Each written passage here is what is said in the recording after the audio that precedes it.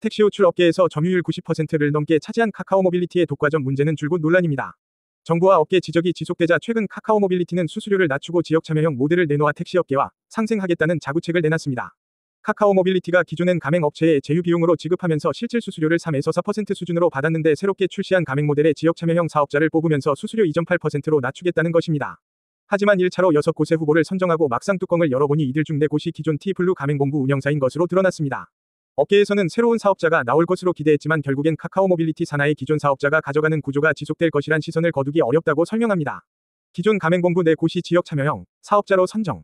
오늘 20일 택시업계에 따르면 지난달 발표된 1차 지역 참여형 플랫폼 운송 가맹 사업자로 SMC, 법인, 서울, 블랙핀, 개인, 서울, 인천, BTX, 법인, 부산, 에세텔, 개인, 부산, DH, 법인 플러스 개인, 전북, 충청, 울산, 강원, GJT, 법인, 전남, 광주, 가 선정됐습니다. 1차로 선정된 6곳 중에 4곳, 블랙핀, BTX, DH, GJT, 은 기존 카카오모빌리티의 가맹택시인 카카오티 블루의 참여 가맹본부입니다. 이번에 만들어진 지역 참여형 가맹 모델은 중앙관리 방식으로 운영된 가맹본부의 분권화를 목표로 하고 있습니다. 카카오모빌리티는 이를 통해 택시업계, 조합, 택시 사업자, 지역 사업자 등 이해관계자들이 상생을 통해 동반 성장하고 국내의 택시 서비스를 활성화하겠다고 밝혔습니다.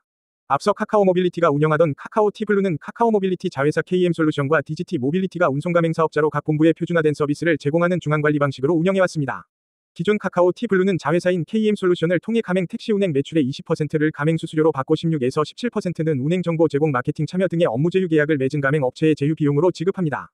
이러다 보니 실질 수수료는 3에서 4% 수준이었습니다. 카카오모빌리티가 상생 협의를 위해 자구책으로 내놓은 신규 모델은 수수료 2.8%로 각 지역 사업자에게 플랫폼을 개방해 지역 특성을 살린 서비스입니다. 카카오모빌리티는 플랫폼과 시스템 솔루션을 제공하고 선정된 사업자가 택시 관리와 사업 운영을 맡는 구조입니다.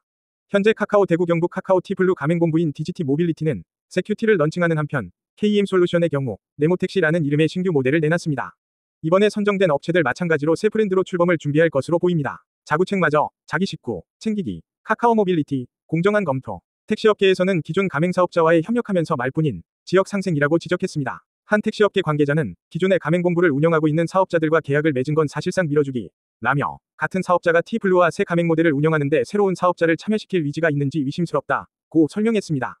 이어 지역 택시업계와의 의견 수렴 절차도 없었다고 덧붙였습니다. 일부에선 독과점 논란을 위식해 브랜드를 바꾸는 눈속임에 그친다는 지적도 제기됩니다. 또 다른 택시업계 관계자는 택시 브랜드 이름만 바뀌는 것이지 결국 카카오티 어플리케이션을 통해 새로운 가맹 모델을 이용하게 될 것이라며 지방에서는 카카오모빌리티의 영향력이 높은 상황인데 택시기사들의 카카오 종속은 여전할 것이라고 바라봤습니다.